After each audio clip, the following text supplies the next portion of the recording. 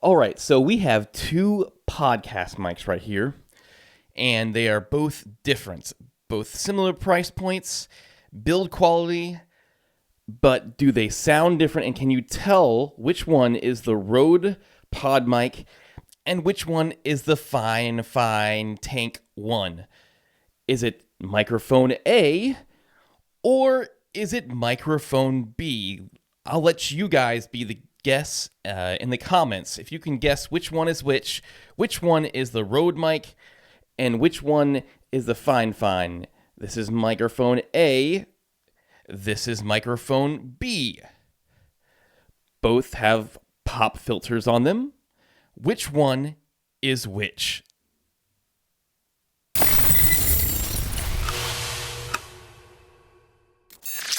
What's up, guys? If you're new here, my name is Paul, and I run a channel that inspires other creators that your future is whatever you make it.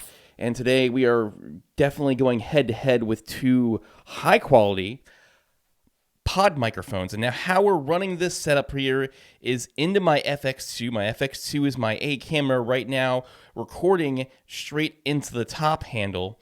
So we've got one microphone in channel 1, and then we have the other microphone in channel 2.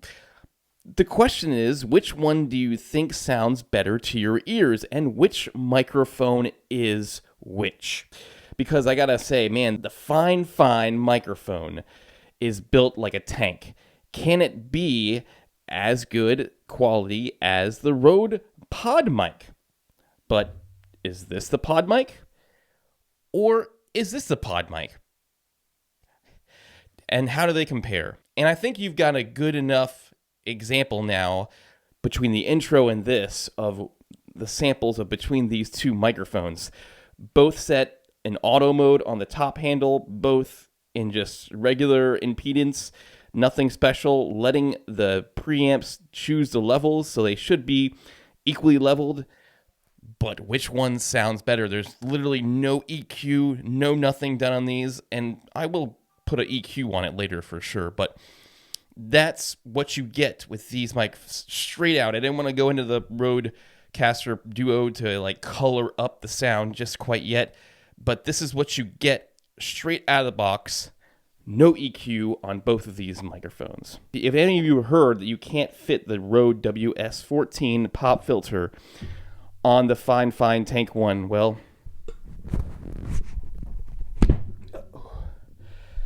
this might be a little bit hard to get off, but it does fit on there perfectly fine. And yes, if you guessed it, the green microphone was the FiFine Tank 1. This thing is heavy. I think they're actually both really heavy, the Rode and the FiFine, but they're both built very well because they're 100% metal. And my favorite microphone from FiFine is the K688, and I think it sounds as close to the Shure SM7B that you're going to be able to get. And I've heard samples of other people reviewing this, and it sounds like really, really good when they compare it to the SM7B. And I think once you get to a certain point, you're really just paying a premium price for like a 1 or 2% increment of goodness, maybe 10% if you're lucky. But this thing did a really great job of rejecting noise without the pop filter. I'm not using it right now. Peter Piper picked a pack of pickled peppers, puts pineapple on his pizza.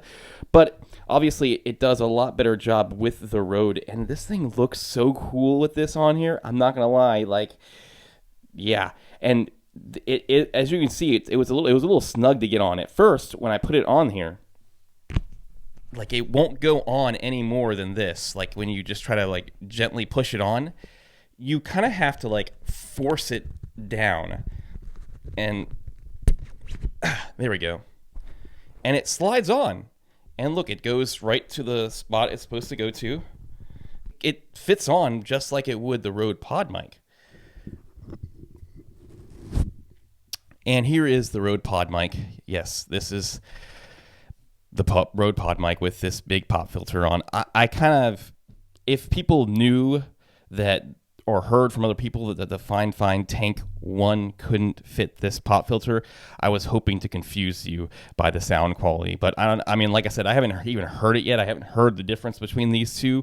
This is my first experience just taking it straight out of the box and throwing it on camera. But I mean, it looks good. It feels like a tank. And as far as, it's got a bunch of attenuation modes on the bottom here. So it was set to just completely flat. You could do some high pass, filtering. You can do a low pass cut. But, I prefer to just leave these microphones straight EQ flat and do everything in post. That's just me. And then, the Rode PodMic, there's nothing under here. So this one, you can actually color the sound a little bit better with the microphone itself versus the Rode PodMic, because there's nothing on the Rode PodMic. It is what it is. And I think Rode did a great job with this microphone, given the price point, just the way it looks. I mean, the build quality of it, it's solid. And it's, I've had a number of microphones over the years, and I always like to keep this one in my set just because, it's everybody wants to know what a podcast mic sounds like against the Rode microphone, because it's $100. It's built like a tank. It just works. It sounds pretty decent out of the box, and I think it's become like a standard for podcast microphones in the budget realm. But I've got to say, FiFine is amazing. This might just take the cake because this is built, well, pun intended, a tank. It's built like a beast. It's a solid metal, but it also still has the look. I like how it has the yoke that turns. It just has a very similar stylistic look to the Rode PodMic, and I just think it looks great on camera, especially when you pair it with the WS14 pop filter from Rode, which, like I said, does fit. So I mean, I don't know why people say that it doesn't. Maybe they just tried to get it on and they didn't use enough force. I don't know. But once you use a little bit of force, it slides right on there and it's great. If you want it to slide on and off a little bit easier, sure, you probably could sand down some of the plastic inside this pop filter and be able to get it on there a lot easier, because it almost slides on there on its own without much force, but it just needs a little bit of force. So anyway, this pop filter looks so good. I mean, I'm biased. I love green. So, which microphone did you like better? The FiFine Tank 1 or the Rode PodMic?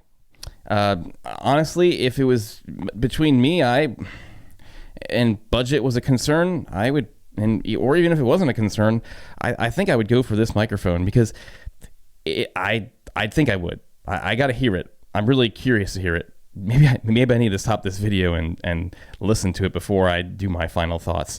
And maybe editing Paul will chime in and give his final thoughts at the end of this video. This is editing Paul back here at my editing desk, and I am going using the same Tank 1 into the Rodecaster Duo. And this is what that gives you a sound like. I'm using the SM7B EQ settings and EQing it that way. So one of my thoughts about this microphone after hearing it is the PodMic does have a lot more brighter tones to it naturally. If you went back to the recording, you could A/B them, and you can see that the PodMic does have a lot more brighter sibilance. The Tank 1, I feel like, has a lot more low end and a lot more mids. So I think if you have a really bright voice, the Tank 1 would be a really great mic for you. The PodMic might sound a little bit too high-pitched, too tinny. If you have a really low-pitched voice, the PodMic could be a good fit for you. However, like any microphone, I feel like if you get it into a Rodecaster or just in your editing software, you can really modify the sound and make it a little bit less high pitch and add a little bit more lows, or vice versa. So, I just wanted to give you guys a straight sample of what the microphone sounds like going straight into the camera. And now you get a nice little sample of what it sounds like edited inside the Rodecaster Duo here. But those are my initial thoughts. Like, I think this microphone is a great microphone. It has, a lot of lows to it, which, I mean, I personally like a lot of that low end. I would say if you're going to get a microphone, just get one, go with it, figure out the best way to EQ it, and you're set. The Rode and this one are both similarly priced right now. I will say this one still has a little bit of edge on pricing and probably will for the foreseeable future. This thing always is going on sale. I feel like getting it right somewhere around 100 to like $90 or something like that. But it's a really great sounding microphone, so I like it. I think I'm going to keep it in my arsenal of microphones as if I don't really have enough already. But yeah, let your ears be the judge. Pick whichever one fits you and suits you. Hope this really helped you decide between those two microphones and show you that there are other great options out there.